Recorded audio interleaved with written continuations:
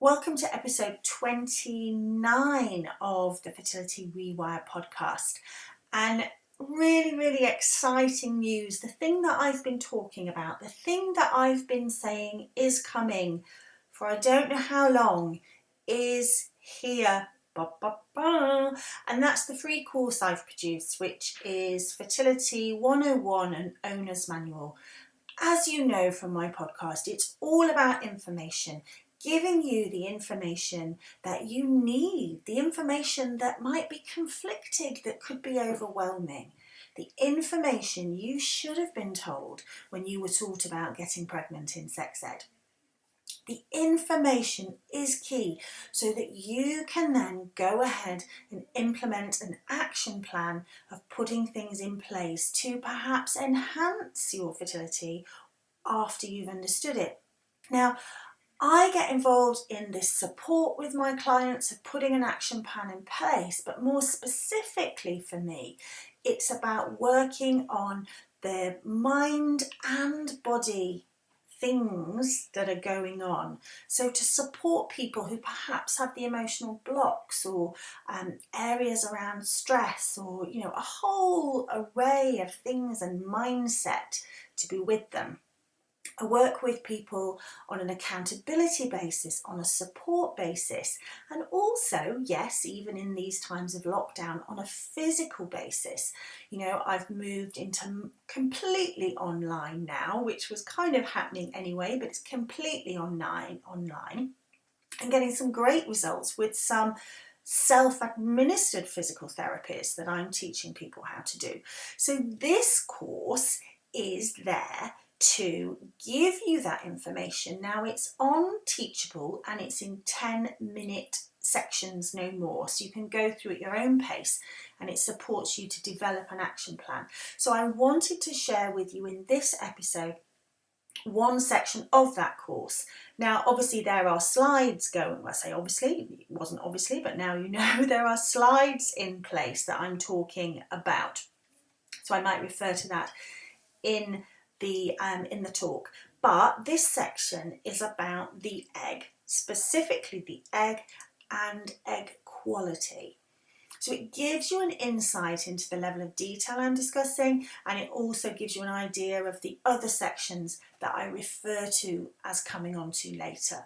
So I really hope you enjoy it. I hope you get some good takeaways from this, and if you want to know more about the free course, then you'll find that in the link in the show notes, fertilityrewire.com podcast, number 29, and also on the website fertilityrewire.com.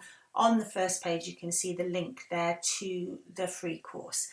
So I hope you enjoy it. As ever, if you've got any comments or questions, then drop me a line at cat@fertilityrewire.com, or you can check me out on socials. I'm on Instagram and Facebook and Pinterest too. All right then, take care. Hello and welcome to the Fertility Rewire podcast, a place for information and discussion around topics relevant to fertility. I'm your host, Cat Stevens. I'm a fertility coach and founder of the Fertility Rewire program, and I'm passionate about people being given sufficient information to enhance their own fertility awareness. So the egg.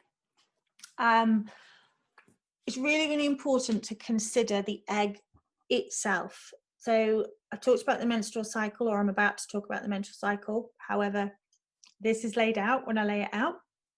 And I talk about the egg being released, and I talk about everything that supports that and what's needed. But it's important to look at the basic ingredient of the egg itself. So some facts about the egg. You were born with all of your eggs. So when you are developing in your mum, so when your mum was pregnant with you, your eggs were present then within her. You were born from an egg that was present in your mum when she was in your grandma.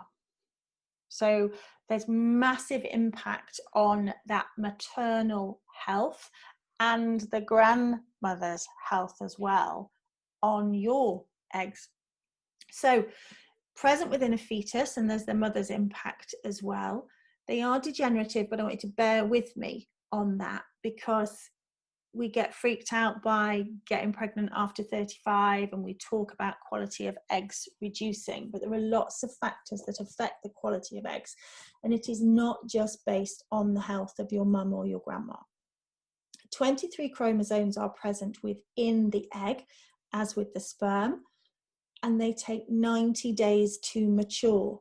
So your primordial eggs is what you are born with, and then they develop and mature, ready to be picked, to be in the follicle, and then perhaps the one that will be released. Okay, so 90 days. So if you're looking to make changes to your egg quality, you're looking at seeing those changes in 3 months' time. That's why a 3-month plan, a 3-month preconception plan is vital. Okay. What was happening 3 months ago is affecting your eggs now. The egg itself lives up to, and this is important, up to 24 hours. So if you are waiting to try to conceive, to have sex when you are ovulating, you can very easily miss it. The sperm can take up to 12 hours to travel. Some 45 minutes, some can take up to 12 hours to travel. So it's really, really key that there is sperm waiting for the egg, right? That waiting for ovulation itself is possibly too late. So it lives up to 24 hours. It's the biggest cell in the human body, and it's actually visible potentially to the naked eye. The diameter of it is the same as a human hair. You'd have to know where it was. But it is the largest cell in the human body, and it's beautiful and amazing. So, quality of eggs. It's not tested. Quality of your eggs is not tested. Whether you ovulate or not is tested. The quality of the egg is not tested. I said bear with me when we spoke about degenerative effects on the egg earlier, and you may have heard of the fertility cliff or seen charts about fertility and age, and it drops along, it gets to 35 and then it plummets. Now, there is some research that is showing that the actual percentage of people who get pregnant after 35 is not that much lower than people who get pregnant much before 35. It's just a couple of percent. We're still in the 90s. They do it after a year of trying and after 2 years of trying. So it is really, really key. So the quality is the issue.